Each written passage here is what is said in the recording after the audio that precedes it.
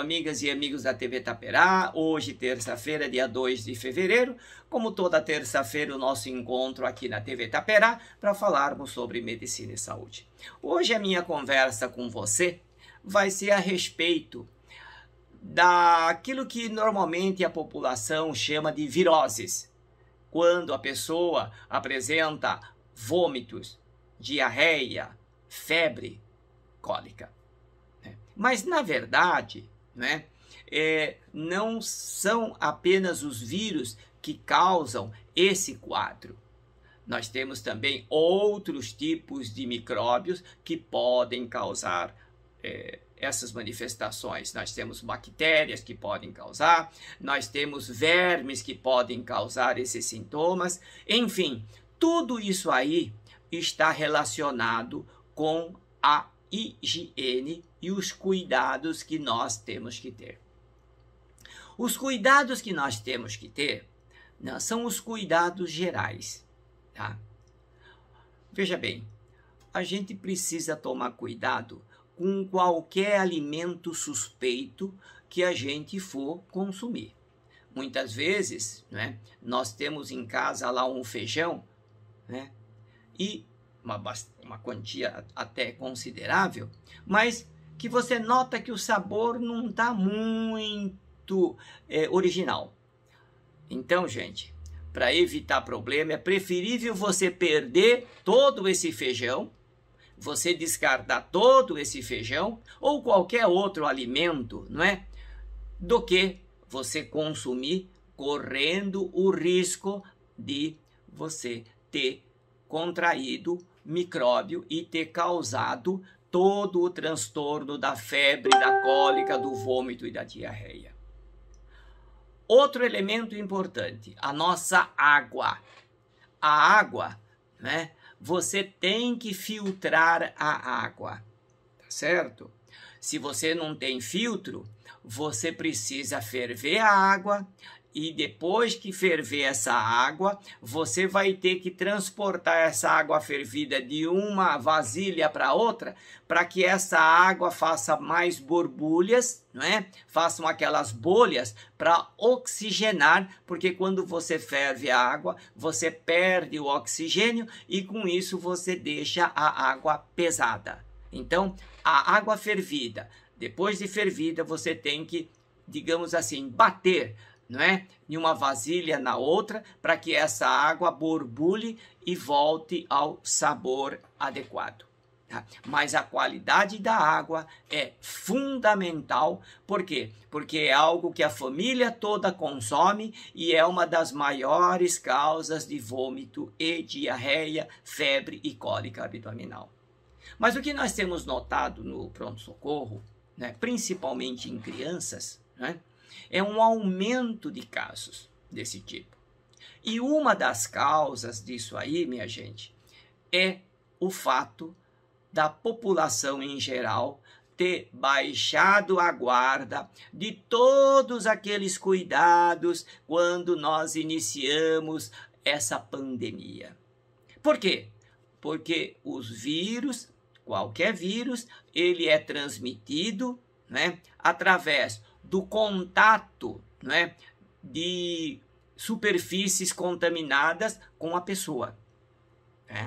E é por isso que no começo da pandemia, os supermercados, qualquer local que usasse algum instrumento ou equipamento do estabelecimento, ele já passava um álcool em gel, tudo para desinfetar. Hoje ninguém faz isso, Quer dizer, isso mostra que o pessoal já baixou a guarda, tá? Outra coisa, o uso de máscara. Esses micróbios transmitem através de microgotículas ou também através de gotículas maiores, através do espirro, da tosse, coisa desse tipo. Então, é uma transmissão desses micróbios através do ar, microgotículas ou gotículas, ou então por contaminação direta de você mexer em local que tem uma mão contaminada, aquela superfície que foi contaminada com alguém que porta esses tipos de micróbio. Então, o mecanismo de transmissão do vírus não é de agora, não é porque tem o coronavírus que foi orientado para usar máscara, usar álcool gel, lavar sempre a mão com água e sabonete, manter o distanciamento. Não, nada disso. Né? Você pega qualquer livro de medicina e vai estar escrito exatamente os mecanismos de transmissão dos vírus, né? Como é feita. Então, não tem invenção nenhuma daquilo que precisa ser feito. O grande problema é que a gente está notando que o número de casos que tem aparecido nos prontos-socorros é justamente decorrente da baixa da guarda. Nós estamos, digamos assim, facilitando e voltando àquele esquema anterior, né, antes de pandemia, coisa desse tipo, tá certo? E isso aí, quem é que é contaminado mais? As crianças. Por quê?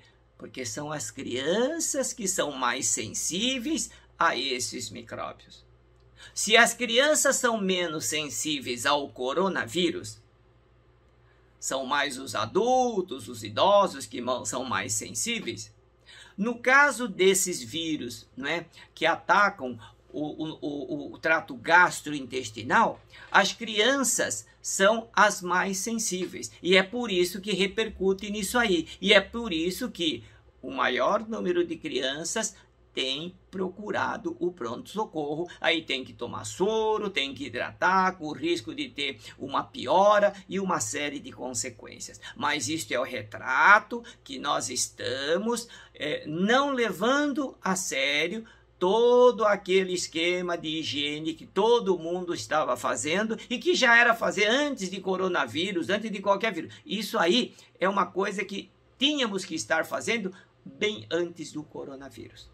Então, quanto mais a gente baixar a guarda, quanto menos a gente seguir essas orientações de higiene, com certeza nós iremos ter mais casos de gastroenterite aguda, com o sofrimento maior com as crianças e com consequências bastante graves, com desidratação, não é? Então, muitas vezes a criança come alguma coisa diferente, né? Então come um chocolate, então a família acha que comeu chocolate demais, comeu aquilo demais. Não, na verdade é uma contaminação que o adulto está passando para a criança, principalmente, porque as crianças são mais vulneráveis. Por quê? Porque os adultos deixaram de tomar cuidado.